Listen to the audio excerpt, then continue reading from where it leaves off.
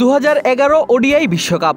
ভারতের স্কোয়াডে আছেন 23 বছরের টকবগে যুবক বিরাট কোহলি। অপরদিকে বিদায় ঘণ্টা বেজেছে দেশটির সর্বকালের সেরা ব্যাটার সচিন টেন্ডুলকারের।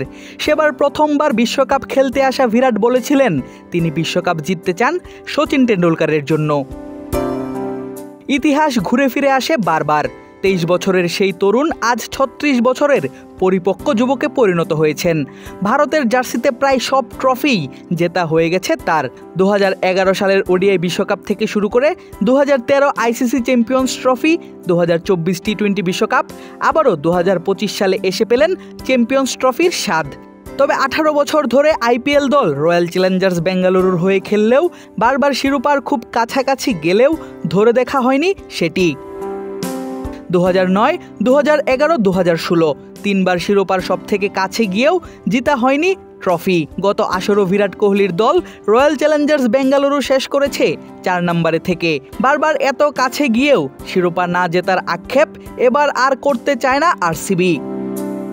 ফাইনালের আগে আরসিবি অধিনায়ক রজত পাতিদার বললেন এবার যে করেই হোক ফাইনাল জিততে চায় তার দল, সেটা বিরাট কোহলির জন্যই ট্রফি জিততে চাই।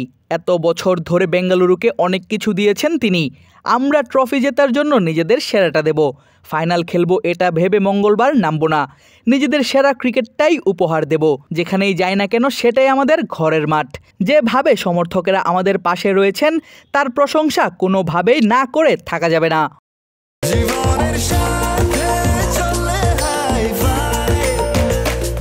স্বাস্থ্যকর অল টাইম হানিকম, সব সময় অল টাইম হেলদি লাইফ। সব ঠিকঠাক থাকলে আজই ফুরাতে পারে সেই আক্ষেপ।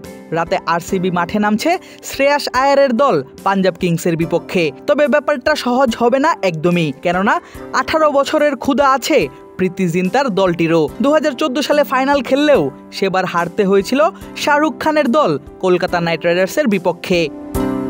চলতি টুর্নামেন্টে দুর্দান্ত পারফরমেন্স দেখিয়েছে শ্রেয়াস আয়ারের পাঞ্জাব কিংস। এমনকি কোয়ালিফায়ার 2 ম্যাচে মুম্বাই ইন্ডিয়ান্সকে হারিয়েছে 5 উইকেটে।